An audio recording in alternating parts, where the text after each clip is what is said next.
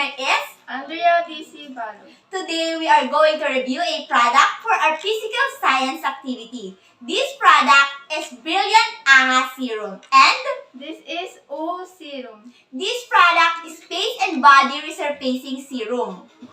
Now, let us know what is about their physical appearance.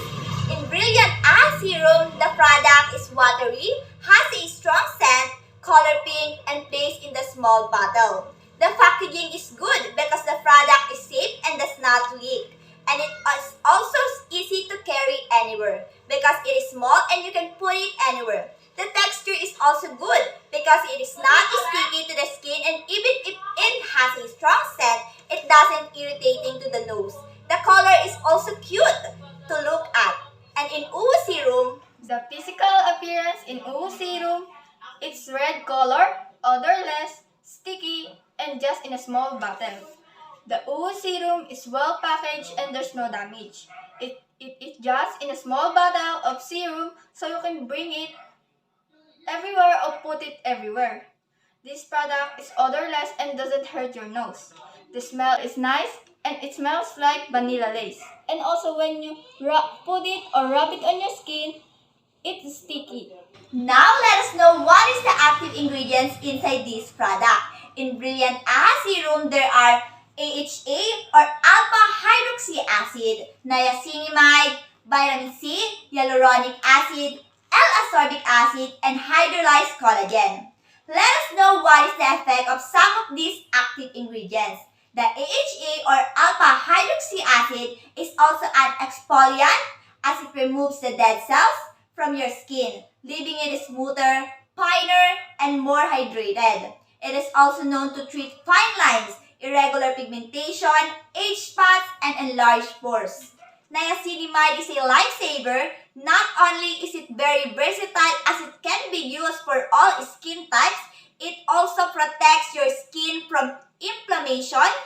Plus, it has antioxidant properties, treats acne, and hyperpigmentation. Vitamin C, hyaluronic acid for dry and dehydrated skin. It can help hydrate and moisturize your skin. It can also slow down the effect of aging and can also treat fine lines and wrinkles. Hydrolyzed collagen, improvements in skin, moisturization, skin elasticity, and wrinkles death.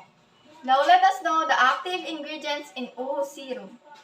The active ingredients in this product are AHA, PHA, and hyaluronic acid. AHA or alpha hydroxy acid, these ingredients is also an exfoliant. It's remove the dead cells from your skin, leaving it smoother, firmer, and more hydrated. BHA or beta hydroxy acid, this ingredient is known to exfoliate dead skin cells to help improve your skin texture and color. Hyaluronic acid can help hydrate and moisturize your skin since this ingredient is actually water-based.